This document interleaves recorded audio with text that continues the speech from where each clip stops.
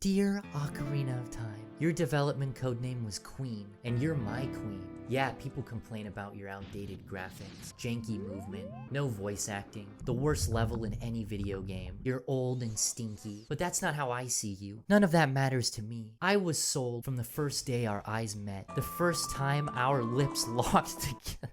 Alright. Can't do this anymore. Let's see where Oot ranks on the top video games list. Oh, look, it's up on the top. It was developed by Nintendo EDA and came out in November 1998, 2 months before I was born. My brain was doing the whole trying to build an interpretation of reality thing and shitting itself. I didn't play the game, but the remaster came out on the same day as my second birth. I saved all my money for like a year to buy a 3DS on launch day, and buying a game wasn't in the calculations for that. Not that the 3DS had good launch games. 4 agonizing months before Oot 3D came out, and my dad bought it for me for getting good grades. I had to sell him on that one a bit. He's a salesman, so he taught me how to do it. There's a hidden door right here. Oh, wow, look at that! Ocarina of Time 3D, 3DS. Was the game worth it? Yeah. This game was like Recess. After you've made it through the no man's land of a dodgeball game, you're crawling over your classmates with their dodgeball imprinted heads, and you finally see the holy and bountiful drinking fountain. That's what the game was like. It was summertime and I could have gone and played outside. My house didn't have air conditioning. I was sweating and shit, but I didn't come out of my room for 3 days. And then when I beat it, I started a new file. I'm gonna talk about 4 general categories that make this game especially S for Sorry No More Tears tier. The first section is gonna be the story overview and characters, because things happen in this game. World and visuals, because this game takes place in a place. Mood, because this game put 12-year-old me in a mood. 4, the story again, because I want to say something deep. This was my first Zelda game. The first game that I played where the story wasn't just drive go-karts or Michael Vick or save a princess. I mean, you do that part, but it gets a lot more complicated. You wake up from a foreshadowing nightmare as like a happy little kid, and you get to run around and explore the neighborhood and play with the other children, except for this freak. Your collective adopted dad gets this mystery illness. You need to venture outside the neighborhood for the first time and get him some medicine. Son, it's your turn to go get some milk. Please come back. Unlike your real dad, Link. All they give you when you leave is a kitchen knife and a recorder. So even though this looks like the weird homeschool kid rolling around on the floor, this is actually very innovative. You run across the field and you get to town. People who kind of just disregard you because you're a kid, that means you can do whatever you want. You can chase doggies, you can wander around and get lost, you can crawl under things and play games, sneak into government buildings. And here at the White House, you meet Zelda, and she gives you a bit more context. Ganondorf seems a bit sus. It's so charming and whimsical, and you run out of that castle. You know, you talk to frogs, you save a fish from a fish, you save a bunch of starving babies, and then you post it on Instagram. I had a blast during my mission trip feeding these babies rocks. Look how good of a person I am. Also, you get a horsey, and you get to run around and play with toys, and then you finish your mission, and you go back to Zelda to collect your reward to make everything right. Nope, everything went wrong. Ganondorf messed it all up. He does this thing that people don't usually do in games with this kind of ESRB rating. He kills everyone. Ganon cheated. He yoinks everyone at the castle and pretty much everywhere else around the castle. Zelda's the only one to get away. You see this, and Ganondorf just like pulls up to you in his Mustang, and he rolls down the window and he says, "Hey kid," and then you walk up to him, and then he splashes his cold coffee in your face and drives away. That's a really weird way to say that. The people that sent you on the journey are like, maybe we shouldn't have made this kid do this. So you go and grab the Master Sword. Dumbledore follows you in, and he tries to get the Triforce, but it blows up in his face, and then things get a little bit out of hand. So this is where this game goes from a fun and happy game to a fun and completely traumatizing game. In a pretty daunting way, the world opens up even more. Look at all this. Look at this beautiful world that I've made for myself. My life is so adventurous. Because your dainty little body couldn't handle the Master Sword, you wake up as a man 7 years later. Yeah, I'm a grown-up and a man's strength now. They stole the whole going back to time thing from Titanfall, so there's 2 versions of Hyrule for you to explore. And some areas are locked if you're an adult because they're destroyed or you're too big. You can't crawl into the little crevice. You can't get to some as a kid because you weren't allowed in there. Can I just have one peek? One peek, please, please. You have to explore 7 more giant, massive, scary temples. And you actually have to interact with these settings. There are these things in this game called puzzles. Usually those suck and are the worst part of games that they're shoehorned into. Zelda puzzles are a little different. You have to stop and really think about the complexity and the wonder of the area instead of just sprinting and jumping over everything and killing like in other games.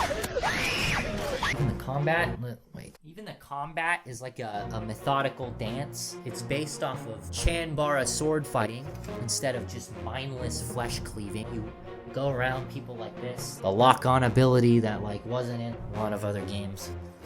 It kind of forces you to spend a lot of intentional time in these places and with the enemies. And intentional time.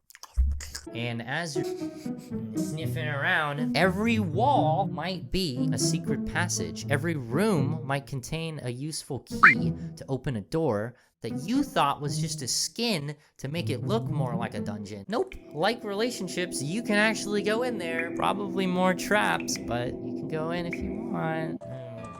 I studied those dungeons closer than I studied my college textbooks. That's why I'm sitting here. When you complete them, you actually feel a sense of accomplishment. Not only did you conquer the enemies, but you conquered the place. You curb stomped the shit out of that building, man. You go through haunted forests, volcanoes, battlegrounds, enchanted lakes, dungeons, the public swimming pool, prisons, a racket, and mass graves. I'm going to segue to my next point with the mention of mass graves.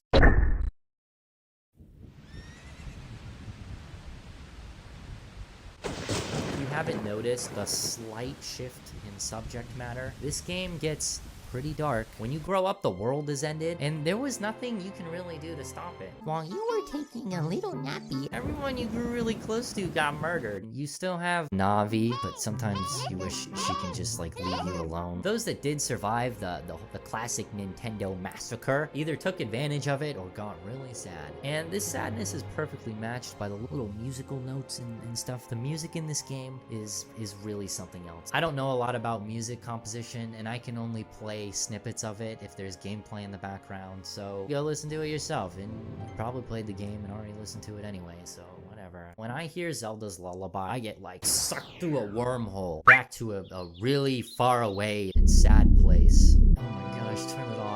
No, really, turn it off. It's copyrighted. I might have turned the 3D slider all the way off, but I maxed out the volume. So the magical potion of strange new emotions that this game concocted in my brain really got me thinking, how's all this gonna go back to normal? I don't know if I like this. Link goes from fighting big creatures, which are already terrifying, to having to deal with literal spawn of the devil, a homunculus made of the corpses of bodies that were just thrown into the well, probably.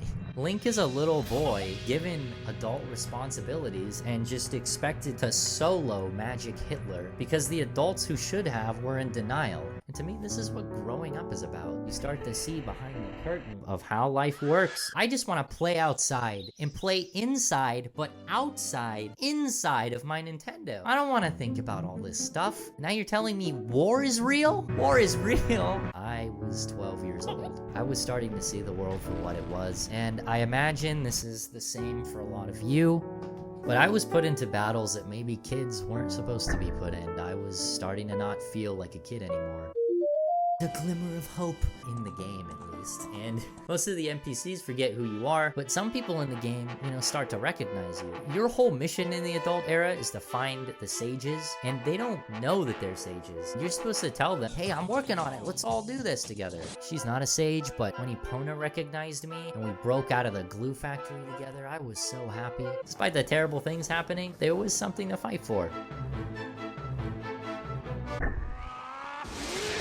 This this game has an incredibly happy ending, but also not so much. You get all the sages together and you storm the castle, defeat Q Ganon, and you save the kingdom. But if you think about it a little bit, and then also cheat by going outside of the bounds of the narrative of Oot itself, and you look at the lore, you start to see that no matter how you spin it, you don't win. Nintendo pulls the whole multiple timeline thing years before Marvel innovated with it in Endgame. There's one timeline where if you get game over, it spirals the Nintendo canon into a cycle of destruction and sadness. When I was a kid, I pretended like it was fake and it didn't exist. If you win, you get sent back in time, and you don't even get to live in the world that you just saved. So Zelda's still just like standing there after sending you back, and she's like, oh, now what?